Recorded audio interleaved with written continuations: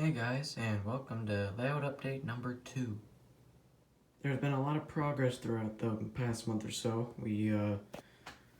I got the staging yard finished for the second level. The first level's up here on the phone, and the staging yard's down here, about a foot and a half below the first level.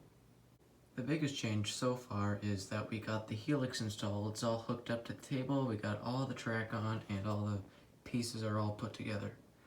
We've tested it multiple times with multiple different locomotives, and it works great. I couldn't be happier with it. The staging yard consists of 4 tracks. 1, 2, 3, 4. And these 3 I put re-railers on just in case something derails on a switch or something, because that's happened before. I didn't do it up here. I was having some trouble with it. It's mainly because of this curve, and I didn't want to put it all the way back here and have to cut more flex track because that can be a pain sometimes.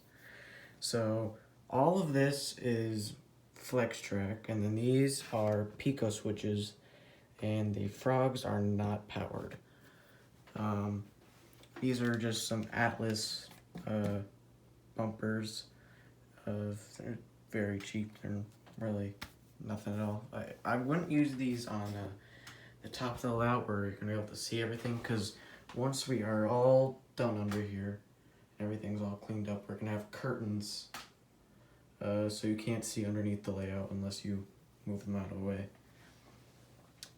And the newest addition to my fleet is this SD70MACe from BNSF. I showed you guys this locomotive in the first layout update, but it wasn't ready to go or anything. We finally got a new decoder for it, and it runs great, but the only issue is it doesn't have the right sound file in it. It has an SD40-2 and a GEVO, so we're going to have to try and find someone with a Digitrax system so we could download the sound file for the decoder. Nothing in particular has changed on the top of the layout.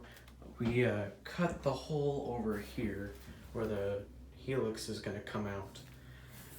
We have the track down there. We haven't brought it out yet because we have to do a little adjustment, but it's going to mainly just go into a valley, and then I guess I'm going to have to put in a tunnel portal over there just to make it look like it's going into some sort of hill or something. We also got our first building of the layout. It's the coal plant. This is the Walters Diamond River Valley, I believe it is. It has 3 stalls, and this is the truck one that hooks up on the front with this tube. And then we bought this mainly assembled because we didn't really want to have to build it, and it came slightly weathered as well. It was just a little bit extra money, but it was worth it. We also got a bundle of wire, so when we do start laying track on the top of the layout, we can start laying down the switch points, and then we'll use this piano wire, or I think it's piano wire, to hook up this hand throws to the switches. So on the next update, there won't be any progress on the layout, I don't think, because we are going to mainly focus on repainting the walls and patching it all up. I'm going to make it a lighter gray, so everything else pops out and people won't have to focus on the color of the wall. If you guys enjoyed this update, please give it a thumbs up. Please let me know what your thoughts are on the layout so far. I'd really like to see what you say about it. I'm just running my coal train with my SD70. Oh, and that Mace is a Kato. Got that back in March. But anyway, please subscribe if you enjoy my videos, and turn the bell on for notifications when I upload. And thanks for watching.